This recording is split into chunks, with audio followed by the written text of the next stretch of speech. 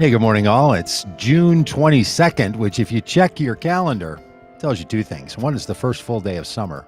Happy summer, everyone. Days are just getting shorter from here on out. So if you really love the sunshine, hurry up because pretty soon it's going to be late November. But it's also a Tuesday on June 22nd, which means around here on the Common Good podcast, it's Politics Day. Joined by Robb Ryerse and back lurking in the shadows, producer Dan Dietrich. And Doug Pagitt here. I am in. There's Dan. Dan makes a brief appearance. Just shows up in the window as a shadowy figure.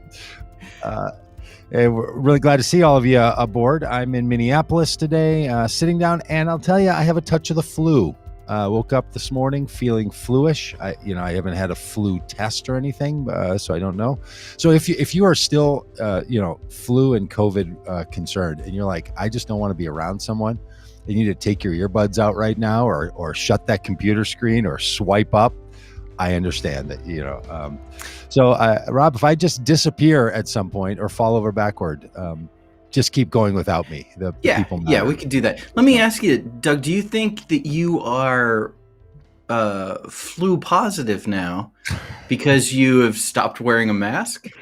Well, because I like the I've got to blame it on something. The amazing side benefit of wearing masks for over a year has been like, I haven't had a cold, like just haven't gotten sick, haven't gotten COVID, haven't gotten anything else. Yeah. You're just weakening your immune system day by day, just waiting for the big one to come get you.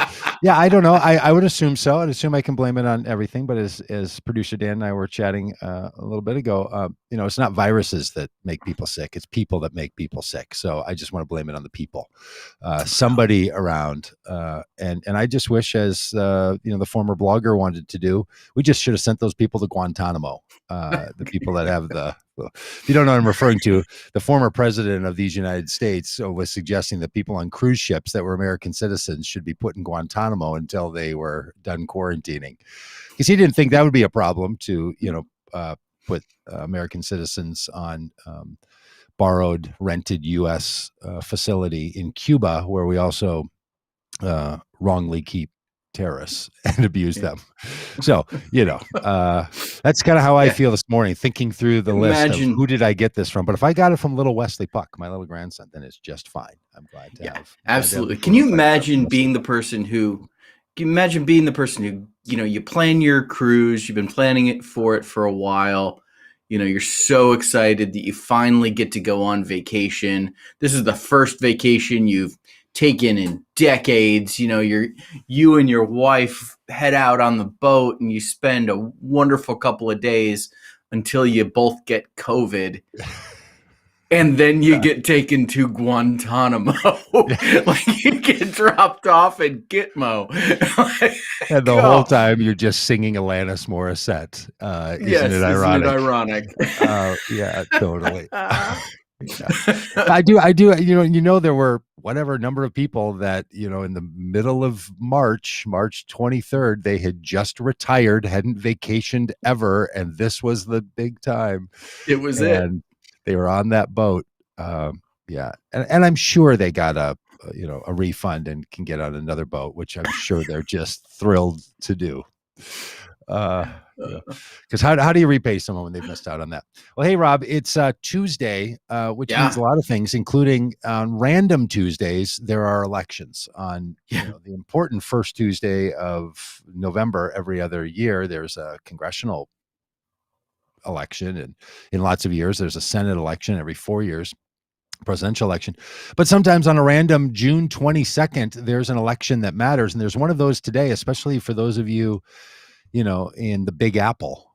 I have not heard anyone refer to it as the Big Apple in a long time. Maybe it's lost that little moniker. But New Yorkers are choosing today which Democratic candidate is going to be their nominee to be mayor of New York. So it's not very often that a mayoral race seems important, and it's not very often that primaries feel all that important. But every once in a while, both those things are true. And every once in a while, it's the Democratic mayoral candidate election. in a city like New York, because well, I don't know that this is true, that whoever wins the Democratic nomination is going to be the governor or be the mayor, because they've had a lot of Yeah. Republican governors, but it feels that Yeah. way. This year. What's your take? Do you Yeah. picking a winner there? Yeah, I think it certainly does feel like this is the race of who's going to, who's going to be the next mayor of New York City. Now, obviously, New York City being the biggest city in the country, coming back from COVID, coming back from the protests that shut the city down. I mean, I was there. My son, as your son does, my son lives in New York, and I was there in about a year ago in July of 2020, and I never seen anything like it. Between COVID and the protests that were taking place at the time, everything was boarded up. There was no traffic in Manhattan. There were barely any. I went to Times Square, and there was maybe 20 people in Times Square. There were kids on skateboards going down Broadway, right down the middle of Broadway, because there was no traffic. I've never seen anything like it. So New York has been through a lot. Yeah. And this is a really important election. Mayor de Blasio has been someone who has become increasingly polarizing, and seems to be, after his failed presidential bid, seems to be someone who doesn't have much support. And so they're really, I forgot that he also ran for president for like a weekend. Like everybody did.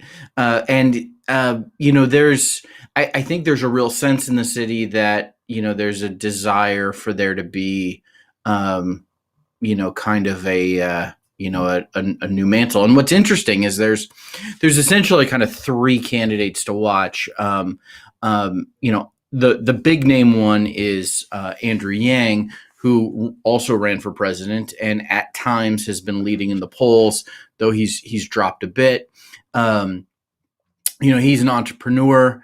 He wants to get involved in politics and is looking for the right place to do that. And, starting at president didn't work out. So he's, stepped back a bit to be, to run for mayor of New York City. He kind of represents, in my mind, kind of the innovative, entrepreneurial, new thinking kind of Democrats. And we'll see, how big they are in the party. There's also Eric Adams, who is the Brooklyn borough president. He kind of represents to me kind of the party establishment. He's played by the rules, kind of come up from the inside. And like many party establishment folks, there's some big question marks, like, does he actually live in New York City? I don't know if you've seen any of this. Rumors that he lives in New Jersey, like pictures of his apartment in Brooklyn or with his son. He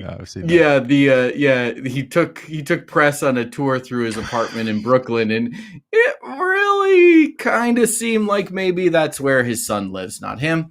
And then there's also Maya Wiley, who's kind of the third one to watch, who represents really the progressive wing of the Democratic Party.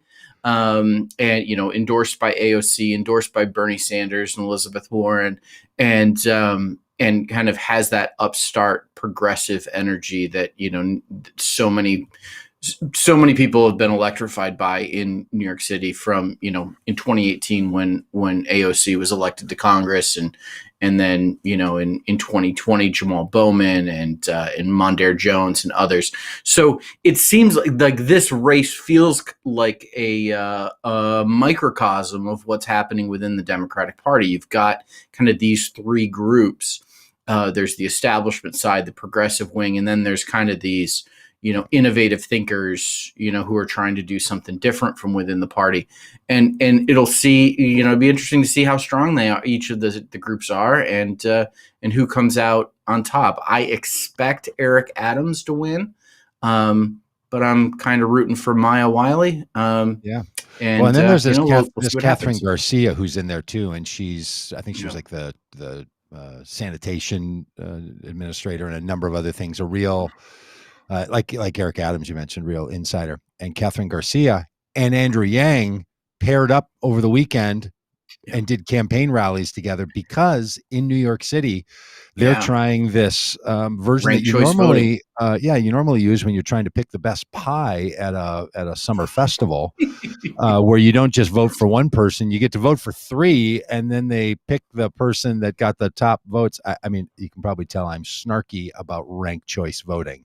Oh, are you? I just think it's never produced anything better than the other way around, and it's just Well, complicated and no, a actually, mess. And I'm willing to be actually, converted on it, but not in this lifetime, is what I've decided. I think when I come back, well, in another life.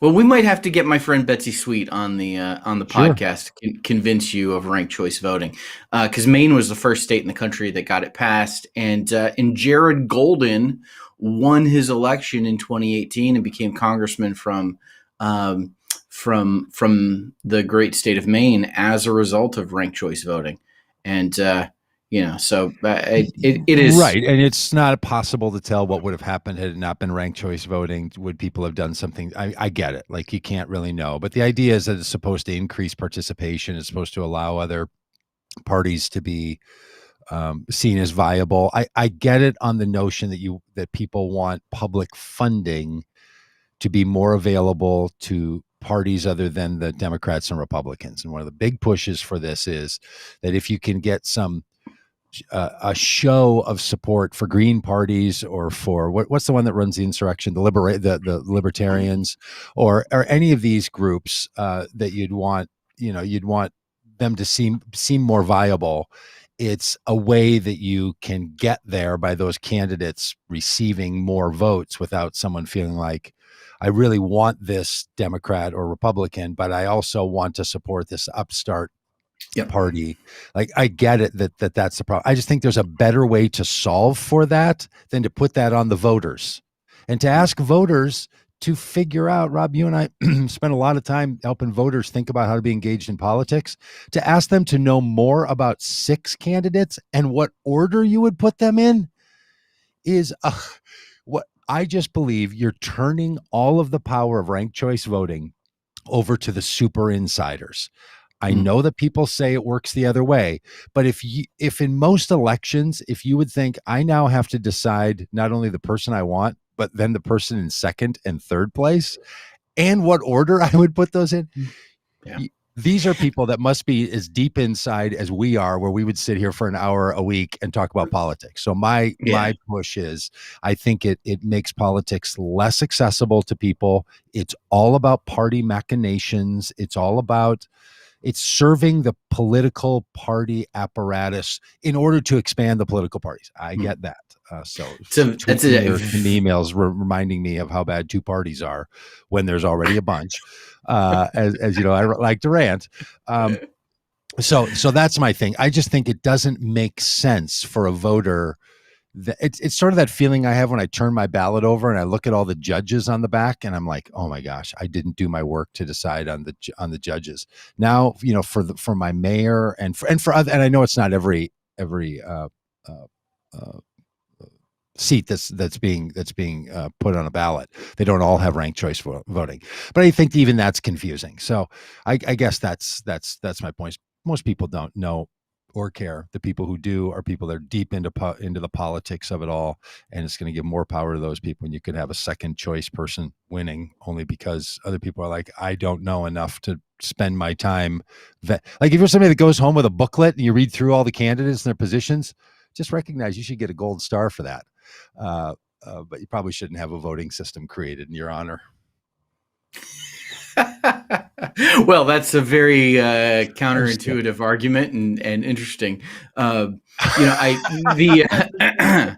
Unconvincing for me is another word for that nonsense. Unconvincing. Yeah. Okay. Should I keep going? I could go for another 4 minutes on this. I know. The thing with ranked choice voting is, if the onus on the candidates to actually run quality campaigns and convince voters and earn their votes, if someone does that with a majority of voters, they win. It's over. Yeah. So candidates, do your job, earn the votes of voters, and then it doesn't matter who people choose as second place, because 51% of people picked 50% plus one picked you. And that was happen. if I was going to go on for the next 4 minutes, it was going to be, and by the way, most elections are won by more than 50% anyway. Mm-hmm. So Yep. it doesn't even come into play. When it Yep. does is when there's, again, some set of circumstances that normally have to do with some sort of party that's organizing to try to get some leverage.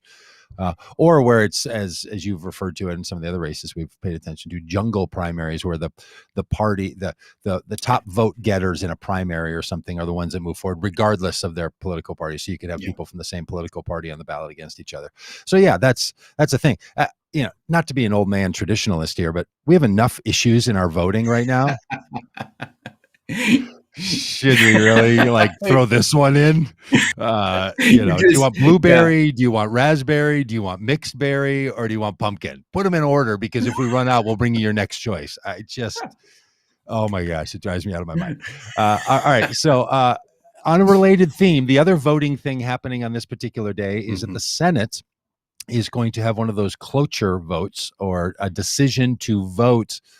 A vote on a decision to talk about a bill that has to do with voting rights. This is where the filibuster comes in. Yeah. So this is happening now. And the cloture vote is to end the debate. Yes. This is the other version of that, which is to open the debate. Can they even get the debate to the floor? So they're going to have this big thing. It's going to not pass today. Everyone expects that, but it's going to get all the senators on record, and then there's going to be another bill that's going to be presented that the Manchin has his fingers on.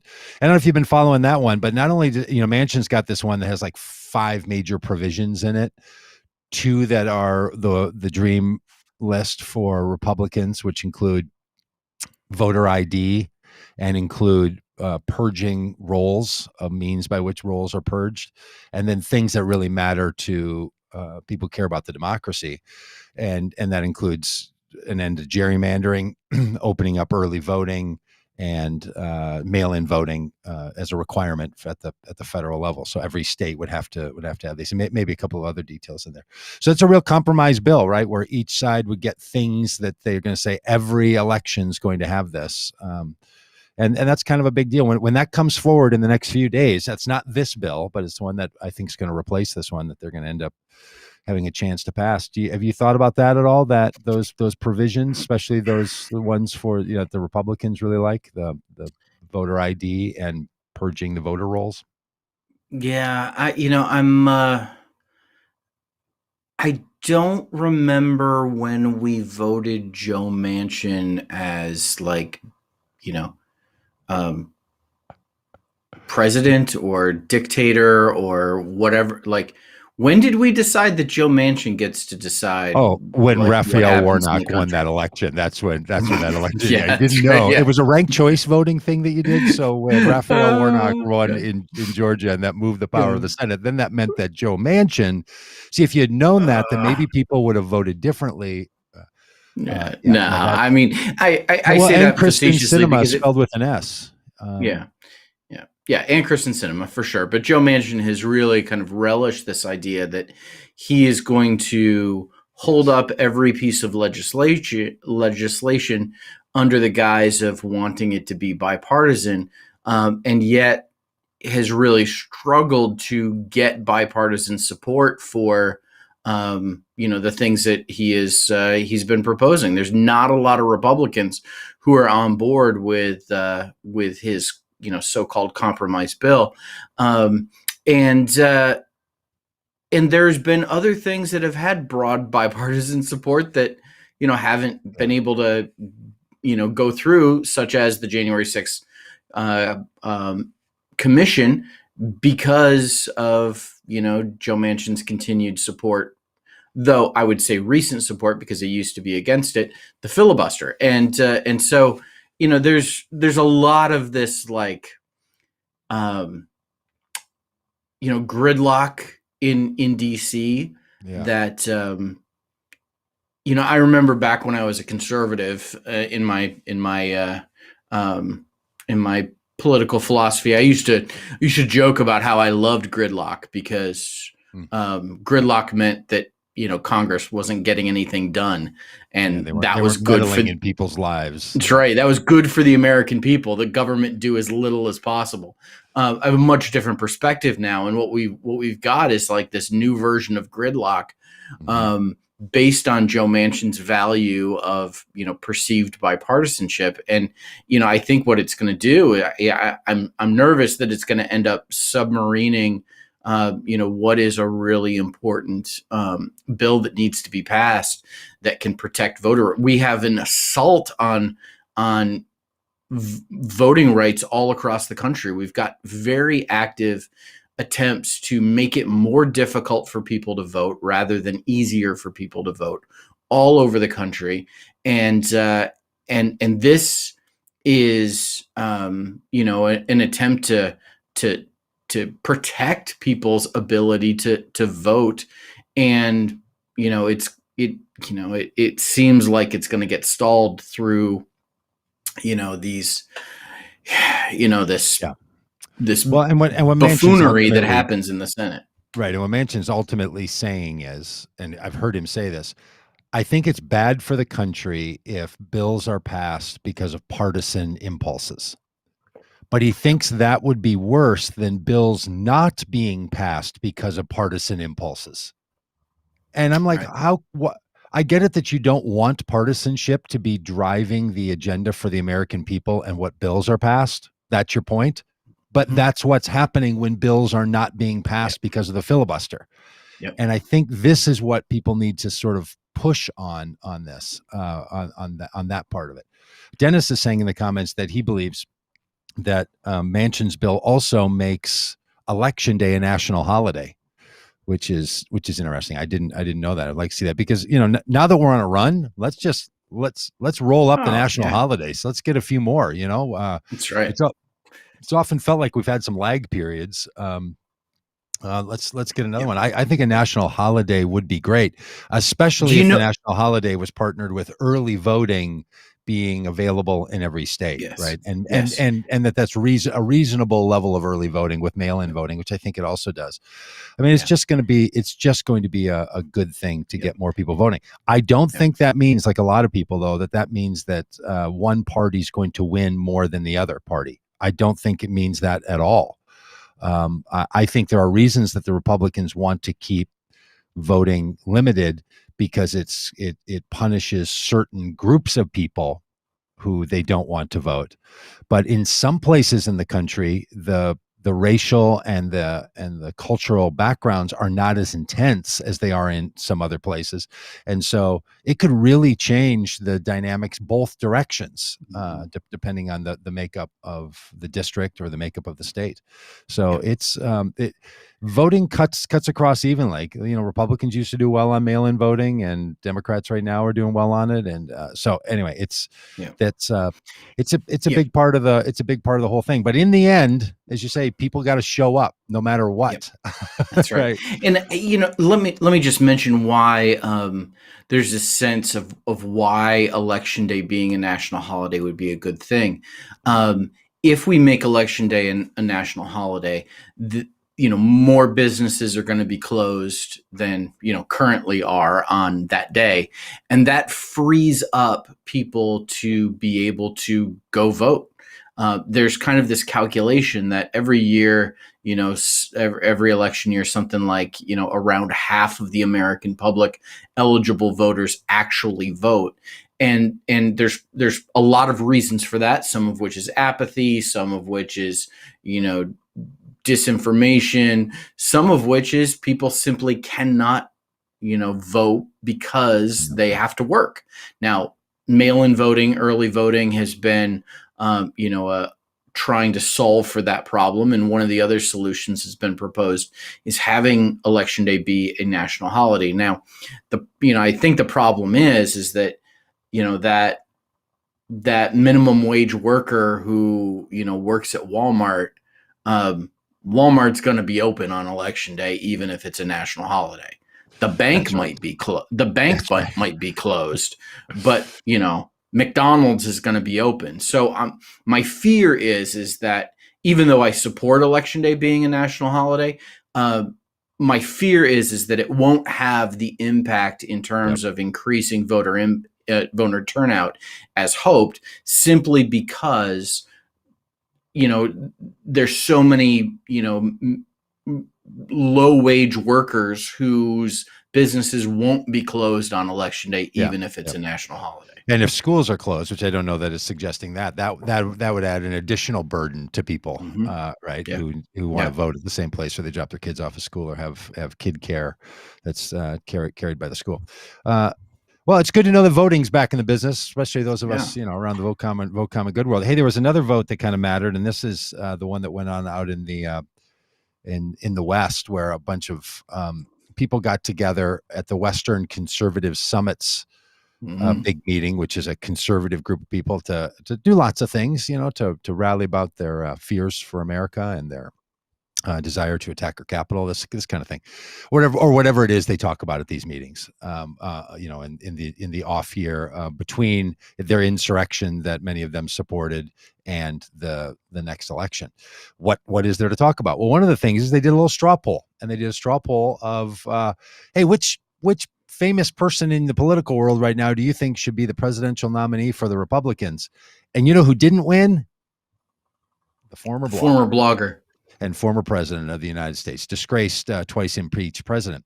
He didn't win, but Ron DeSantis, who's the governor of Florida, did. And that means that Donald Trump will have to come to Ron DeSantis from now on and ask, what does Ron think? This is Ron DeSantis' party, because the 238 people or whatever it was at the Western Conservative Summit picked him. But all joking aside, not at all. Ron DeSantis is really a rising star. A rising star. I mean, I find myself doing all the things that I did in 2015 about Donald Trump. Like, there's no way. Literally, it's like I pulled out the list in my brain of things I said about Donald Trump, and I moved it over into my brain spot, and I swapped out the words Donald Trump for Ron DeSantis and thought the same things. I think he could be formidable, and that's terrifying to me. I don't know which is worse, right? Like the level of just benign incompetence that is Donald Trump, or the calculating Ron DeSantis, who, was killing people in Fallujah and went to all the places, like went to Yale and Harvard Law School, and he's got all that stuff. And apparently people who like what he does say he's an efficient, competent governor. I just find him to be because I disagree with nearly every utterance that comes out of his mouth, I just tend to set him aside. And I don't think that's a smart thing to do, just because so I think he needs someone that does need to be taken more seriously, and is probably the leading thinker person as an actual politician in the Republican Party right now, at least as proven by the Western Conservative Summit meeting. A couple of things about this. One, this has got to be concerning for Trump and for his people, because there has been, up until this point, the perception that it is Donald Trump's party. He is the de facto nominee for 2024. As I was driving to the office this morning, I passed a house that proudly flies a Trump 2024 flag. And, there's no Ron DeSantis 2024 flags that are flying out there. There is this perception that, this is Trump's if he wants it. And now all of a sudden there's this small sampling of voters saying, well, maybe not. Yeah. Maybe not. And that's got to be, I mean, he came in second, which is great. I mean, Donnie should feel good about coming in second. There's a lot of former presidents who are the second choice, so he's got to feel good about that. There's no downside to you losing to Ron DeSantis. I mean, it's not like when you lost to Joe Biden or anything. You shouldn't take it on the chin. It's he should feel good about it. Yeah. And no, he shouldn't. This should be really disconcerting. And you just imagine what this is doing to him internally, because this is someone who's proven himself to be so petty and to care about these tiny little things, and when they go his way, to brag about them incessantly. And this has got to just be driving him nuts. Now, maybe he can take some comfort in the fact that the Western Conservative Summit presidential straw poll has not historically been a bellwether of who's going to win. 2016 Ted Cruz won this straw poll, and this is not this is just a little snapshot. Trump doesn't surprise me as someone who cares about that nuance. He wants to win. He wants to win every popularity contest. I bet the only person that saw this as worse news than Donald Trump, that Ron DeSantis won the straw poll for the Western Conservative Summit, was Ron DeSantis. I bet he's thinking like, oh my gosh, no, because now, if Donald Trump hadn't been removed from social media for actions that led to an insurrection, just let that sit in for a minute. Behavior so bad that YouTube, Twitter, Facebook said you can't use our platform, and yet there are people who want him to still continue to use the presidency. Unbelievable. Mm-hmm. But his behavior is so bad. But if it hadn't been, he could have written a very sharply worded tweet, possibly misspelled, but a sharply worded. Ron DeSantis would have a nickname by now. Oh yeah, that straw poll Ronnie. Ron, you're straw poll Ron. You're absolutely right that what this does is it puts a target on Ron DeSantis, for Donald Trump to aim at. And, these two who have been very close allies, we have seen Trump over and over and over again turn on very close allies when they are a challenge to him. And it will be interesting to see if that happens in the, tweets turned press releases from the Save America PAC.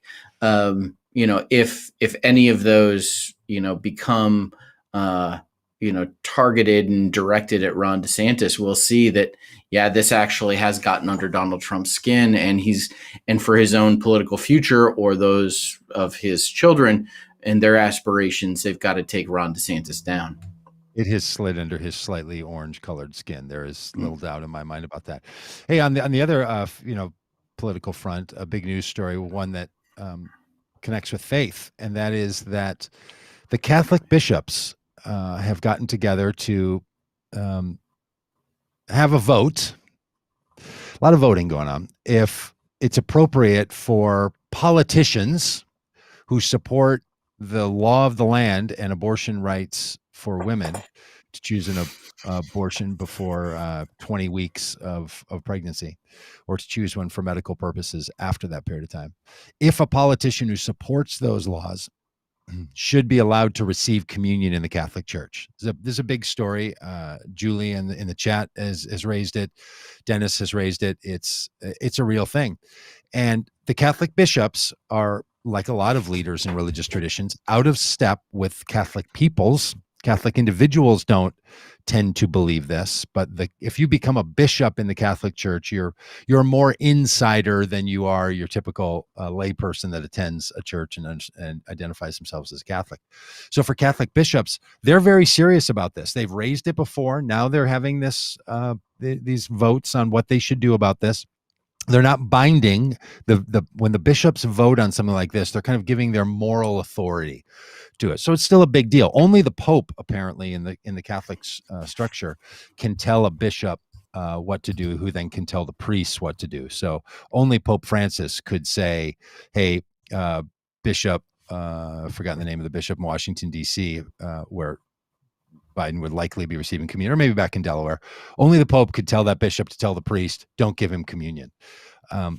This drives me out of my mind, both politically and theologically. It's just, it's maddening that these same, I'm not trying to do whataboutism. I'm trying to do seriously-ism. There are so many other issues in which politicians are out of step with Catholic official teaching. The death penalty. Poverty. Treatment of your neighbors, just gluttony. There are so many things by which the Catholic Church wants to have a moral authority. Yep. and they choose this one. And then the idea that what you do, well, and as a Protestant, and then as like a free church Protestant, and then as somebody in sort of the very flat structured of the free church Protestant tradition, I'm not one who sees communion as a gatekeeping function. I know for a Right. lot of Catholics, only a Catholic in good standing should receive communion in a Catholic church. So if you're not Catholic and you go to church with your Catholic friends, you don't receive communion there, not because they say you're not Christian, but because you're not part of their communion. You're not part of their fold. You're not part of their chosen, this group of people. You could be baptized into their church, go through the process, become a Catholic, and then you can. So it's a system by which it's only for insiders. And I know a lot of our friends, especially Protestant friends, are on the internet saying things like to say that someone can't receive communion is to say that they're outside the love of God. I'm not trying to be a defender of Catholics, but that's not really how they see the function of communion. Communion is a part of something that only people who are in good standing inside the Catholic Church can have. Where the tradition that I come from, communion's sort of anyone, anywhere. Nobody really thinks about it. It's not used as a mark of membership. It's certainly not used, and even many Catholics wouldn't say that you're not a person who's a Christian or a child of God or any word you want to use that would put you in the universal faith fold. They're just saying, hey, you're out of step with the Catholic Church. But then it takes you to this other list of things that politicians would be out of step with. And it's a bad choice. It leans into Christian nationalism, and I think it needs to be called out on those fronts. So how are you thinking about this? Exactly the same way you do. There is the Catholic Church is so fascinating. There is as there is in evangelical or mainline churches, there are so many different expressions. There's so many different perspectives, and there is a fight about who is going to be most prominent, which one is going to win the day, and the really kind of militant Catholic, approach is out there. It is a viable thing within the church to, and is supported by the bishops in a lot of cases. Yeah. And what seems so often that Pope Francis seems to be this moderating force, this more progressive force, someone who seems out of step even with the bishops at time and trying to bring a different attitude there. It seems like there's much resistance to that. And I feel really bad on a personal level for Joe Biden, because Joe Biden is a devout practitioner of his faith. We have had presidents who have co-opted faith for political gain, who have seem like they're not serious about their faith at all, so that they but gone to church, done things, and it seems like political show.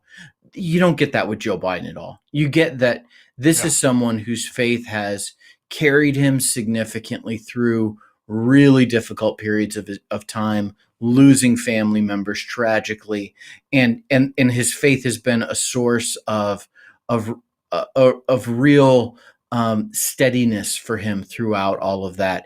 And to see his ability to practice his faith being publicly debated, that's gotta, I just feel bad for him, on a personal level. Yeah, and really the bishops are sending a message not only to Joe Biden and other politicians, but to voters in a lot of ways, right? They're saying, hey, if this is the view you hold, even though it's the current law of the land, so if you agree with that law and you hold that view, you're not welcome. I don't know how they can determine that only a politician is not in good standing with the church because of the view that you hold on this, on the issue of abortion, and not have that seep over into others. And that's where people are pushing back hard. And they're like, this is actually, they are saying not only who you should vote for, but they're saying what opinions should you hold to be part of this church. And if that's the direction the Catholic Church is going in the United States, well, then that should be well known, and people should understand that.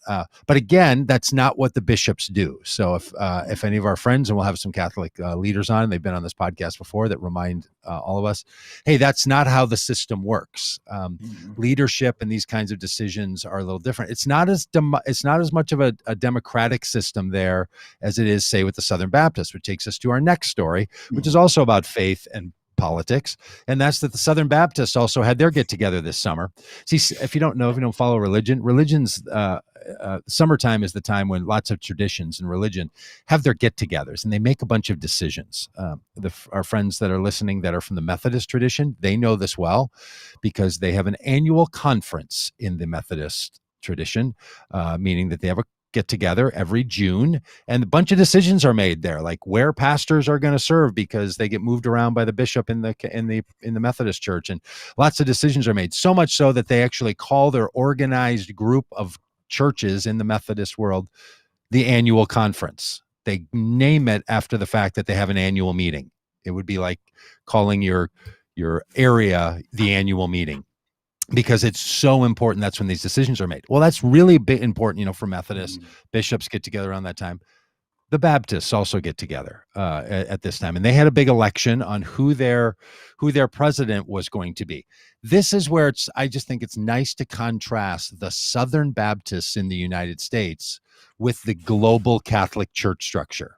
Couldn't be more different, but what they share in common is they have people that are parts of their churches. All of those people are part of we the people of this country. And so many of our decisions in this country are influenced by the happenings, whether it's in the informality of the Baptist Church, Southern Baptist, or the Catholic Church. I'm also not a Southern Baptist, but they had to get together and beat back a hostile takeover from the most extreme edges of the Southern Baptist world by a vote. So unlike in the church where the Pope is going to, in the Catholic Church where the Pope is going to appoint bishops, and that's how they become bishops. So a lot of these bishops that are now very conservative came in under the former Pope, who was also very conservative. So after a decade or two, Pope Francis's bishops will be in place in the United States, and that'll make a political shift and political change. In the Baptist world, it's just whoever shows up and is on the committees and then goes and represents the church at their big annual meeting. And so they fought off a really aggressive push from conservatives in the Southern Baptists. And you might think all Southern Baptists are conservatives. I promise you, they come in a range of conservatism. Yes. The group that was hard pushing were calling themselves the Pirates or something. Like they had pirate flags, and they were like they felt the Southern Baptists had become too liberal. They were the old school fundamentalists from your days. Like they were that crowd, and they were making another hard push to take over the Southern Baptists. So now only a very, very conservative person is now the president of the Southern Baptists, which again doesn't tell Baptists what to say, doesn't tell them what to think. You can't restrict anyone's communion. You can't even tell someone not to be baptized as a Baptist. But it's a big deal. It's a real thing in the social political system. So that's going on. And I'm glad you made that clarification, because there certainly was a extremist conservative push by these, theological pirates to take over the party or take over the denomination, and they had frankly a really good showing. But let's not pretend that this is like the fundamentalist modernist controversy of the early 1900s, where we've got theological liberals versus theological conservatives. This is very conservative people versus very, very conservative people. What if they did ranked choice voting there on that, and they kind of ranked them up for their, I'm going to vote for the 3 varies first, and then I'm going to go with a 1 vary and then a 2 vary. This is not representing an actual, significant difference of opinion. This is more like what and we saw this with Republicans with Trump. What kind of tone are we going to take? It's not that we've got a difference in policy or philosophy. it's what's our public stance going to be like? We're still going to believe these things. We're just not going to tweet it that meanly. Yes. There's like that's The what was style over happening with. substance. Yeah. The Yes. style question. Yep. Yep. Yeah, yeah. And the other really interesting thing coming out of the Southern Baptist Convention is how the Southern Baptist Convention is handling allegations of sexual abuse within their denomination, which again is difficult. It's not analogous to the Catholic Church because Southern Baptist churches are congregationally ruled. They are autonomous. Through Baptist church polity, there's churches make their own decisions about things. They choose their own pastors. They handle their own budgets. They like all of those things. The denomination is more a free association that exists that has very little governing authority over the life of individual churches. So given that there's been a rash of accusations of sexual abuse within Southern Baptist churches, how those churches are handling it and what recommendations the denomination is making, it's very different than how all of this gets handled within the Catholic Church. But the executive committee of the Southern Baptist Convention had been involved in investigating some of these things. The delegates at the convention overwhelmingly voted to have an independent oversight of the executive committee through these sexual abuse allegations in their investigation that's taking place. So that bodes well in my mind for the future of the church, at least in this denomination, at least in how they're handling pastors and other staff people within their denomination acting inappropriately and even being involved in criminal activities. So it'll be interesting to see how all that plays out, but it was a bit of a rebuke of Southern Baptist leadership by the members of the denomination. And to tie it back to politics for one sidestep, what they were hearing and what people were saying was they felt that the Southern Baptists had been too hardwired into republicanism. That was one of the pushes. That was one of the motivations for wanting to get away from it. It was big talk at that convention that was going on. And on this issue of leaders abusing people, especially abusing children, it happens in all the religious traditions, in the Christian traditions. And what needs to be made aware is that whether you have a highly structured system like the Catholic Church, where the priest has control and there's the hierarchy is as pure as it gets, straight up to the Pope, right? Or you have the very flat open system, which you just described of the Southern Baptists. These issues show up and they're covered up and they're not dealt with. Both systems don't treat this well. Right. That's right. A style of organization is not going to be the answer to child abuse and to other sexual abuse in our religious communities. And when people think it is, and so often this is what happens, people say like, we need to get a better process and a better system in place, hoping that's going to solve the problem. It's not sufficient. There's a level of pain and deception and cruelty and evil that's embedded in that. It has to be dealt with honesty and with openness and with investigation. And you can have that in a hierarchical system, and you can have it in a flat system, and you can also not have it in both of those systems. So it's something that needs so much more attention. I am still utterly shocked that the child abuse cases has not absolutely ended religion in America. I cannot believe that for the most part, we all know and we just all keep going on with it. Now, I'm a religious person. I've run religious communities. I think they do great work in the world. I guess there's part of me that's glad that they did not that it didn't ruin all the good that was being done. But I'm a little shocked at just the level at which it hasn't had anything close to shutting all these places down. I mean, a couple of dioceses have gone bankrupt, and had to get insurance and some of that stuff, but sold off buildings, but not at all at the level that you would think that it needs to, that we just have a way to absorb abuse and sexual abuse in this society and child abuse at a level that is just really problematic. Right, but it's not just religion. It hasn't ended the Republican Party, Yeah. which has been a haven for abusive people. It didn't end Penn State football. Yeah. Like there, we have this capacity to just kind of put this stuff out of our mind and keep going, and that's a terrifying thought. So much. I really wish that it wouldn't had. Speaking of what seems like it's too much, in our weekly reminder that there was an insurrection led by the former president of the United States and then supported by members of Congress who they themselves had to hide and run away on January 6th. There's a little news story that came out that I thought was interesting. Now we're moving into the phase in which these hundreds of people who have been arrested are now full cases are being made public about them. And so one case is out. But Dan and Rob, you might be interested in this.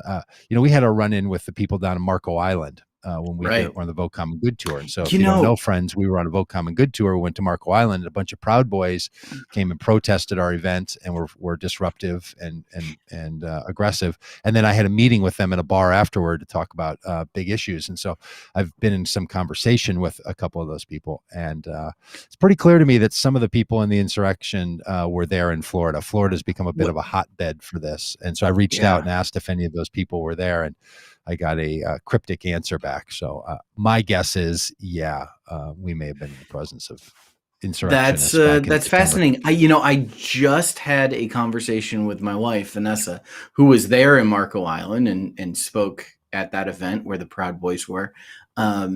And we just had a conversation just this last week about, hey, I wonder if any of those Proud Boys were a part of the insurrection. So that's fascinating. I'm glad that we're following up on that. So all that to say, the reason I bring it up is because these are people that just live in regular old places. I was sort of joking with somebody the other day, telling a bit of this story. He's making a documentary about this. And I said, the thing you have to remember is these same people are just ordinary people otherwise. Like you wouldn't often know. One of these guys that I was interacting with, apparently when he's not leading, shouting matches at Faith, Hope, and Love for a Change in Election Day rallies, he runs karaoke on the beach. Like he's just a guy, he's just doing his thing and getting along, and then, supports the insurrection and fills his Facebook feed up with QAnon stuff and with all the business. And by the way, he told me that on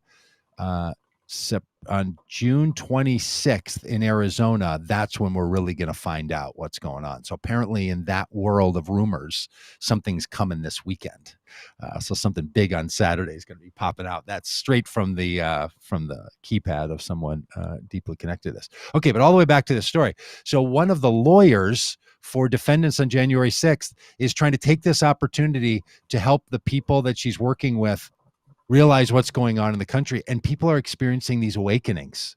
So this particular lawyer, I'm going to read a bit of this Huffington Post story to you. She says the story talks about this notebook that has a bunch of notes written in it, like a kid's a wide rule notebook, like from junior high or whatever. It says, at first you might mistake the student's book for a book of reports, extra wide margins, awkward prose, and inflated summary leading to a personal takeaway. One report focuses on the film Schindler's List, the other on the book Just Mercy by Brian Stevenson.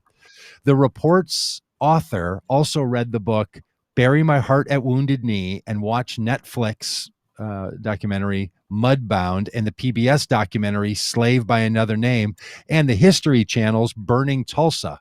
She, like many other students, preferred to take the cinematic route. So I chose the movies whenever I could because it's sunk in better. And all of this is because the person then goes on to say, this is a person that was at the insurrection, is arrested, in jail. Her lawyer asked her to read and to watch all of this stuff.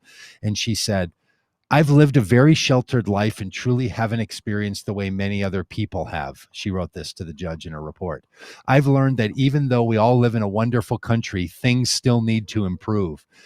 People of all colors should feel safe, as I do, when they walk down the street. And she goes on to say, I didn't know any of this. I didn't learn any of this in school. Like that list of books and those list of movies, to her, it was all new material. Mm. And this is that place where I know it's hard for people to have empathy. And we are certainly hard on the insurrection, especially the politicians who support it. Mm-hmm. There were tens of thousands of people showing up at the Capitol and were part of it at one level or the other, that you could rightly borrow the phrase from Jesus to say, Father, forgive them, for they don't know what they're doing. Like Yeah. there is a level of lack of perception, understanding, knowledge, and information that it would be so powerful if it could be absorbed into a person, that would lead them not to hold the views they hold.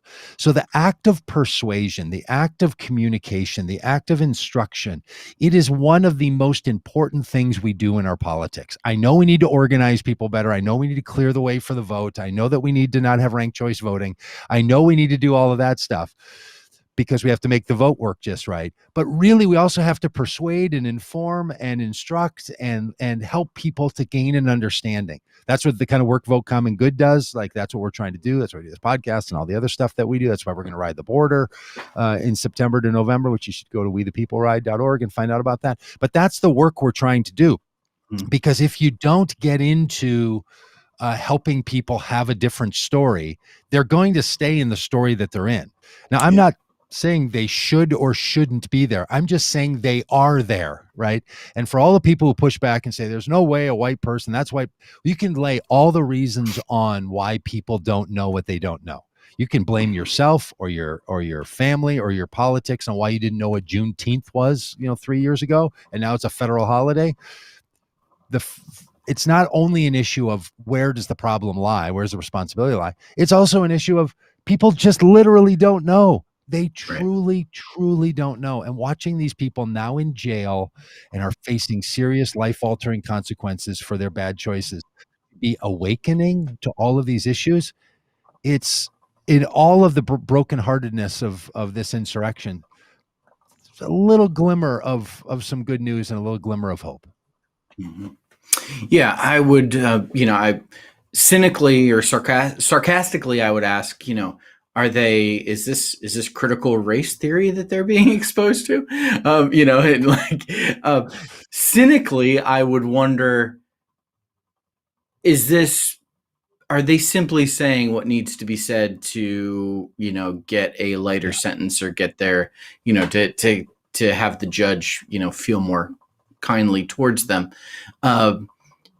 Ultimately, I think what this illustrates is that so much of the conspiracy theories and everything that goes along with them is based on ignorance. It's based on ignorance and people not having a clear understanding of what is actually taking place, and in fact having a misguided notion of it based on narratives built around patriarchy and Christian nationalism and white supremacy that have told stories that have caused people to view the world the way that they do.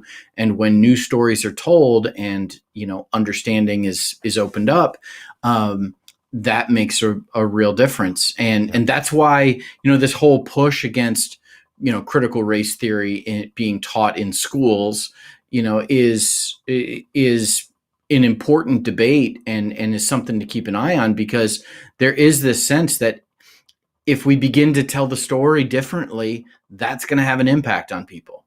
Absolutely. That's why they fight. That's why they fight the story. Look, if you were to watch, if you're unaware of many of these issues and you watch this list of films, Schindler's List, Just Mercy, Bury My Heart at Wounded Knee, Mudbound, Slavery by Another Name, Burning Tulsa, you could be like, hey, I'm just going to watch those 7 movies because I want the judge to give me. They're gonna creep in. Like, these are not movies that are this is not the right wing propaganda that also a lot of these people have watched. Like, this person probably watched a lot of YouTube videos that told her what was really going down, and then she watches all this and is like, oh man, this country is different than I thought that it was. And that recognition that this country is not all that I thought that it was. And then that means that it's more than I ever thought it was. That's a hard thing for any of us to do. And it reminds me a bit of the news this last week that Marjorie Taylor Greene, Congresswoman from Georgia, visited the Holocaust Museum and suddenly has a whole new compassion for Jewish people. It's like, yep, Marjorie, this is something that you should have already had, Yeah. But I guess it's a better late than never kind of thing, I suppose. Yeah, I guess it is. It's easy for us to assume that people who are pursuing elected federal office would carry a certain base level of, they might not know about economics through, modern monetary theory. They need our podcast for that. But, the Holocaust should have been, should have been fairly well informed around the big plot points, at least there. Yeah, no, it's harsh. But look, let's not blame people for what they don't know. Let's help people know a little bit more. So if you find yourself as a political, spiritual, common good evangelist, keep up the good work, everybody. Well, as I said at the start, I feel like I have the flu. I'm going to go pass out. So if without further ado, got anything else? No, I hope you feel better, Doug, and I hope everybody has a great day. Well, if I don't feel better, it's going to be a real problem at some point. Yeah, if it's just me and producer Dan next week, the worst happened. That's right. Just look for that tea leaf. Look for that tea leaf. All right. Hey, happy Tuesday. Thanks, Dan.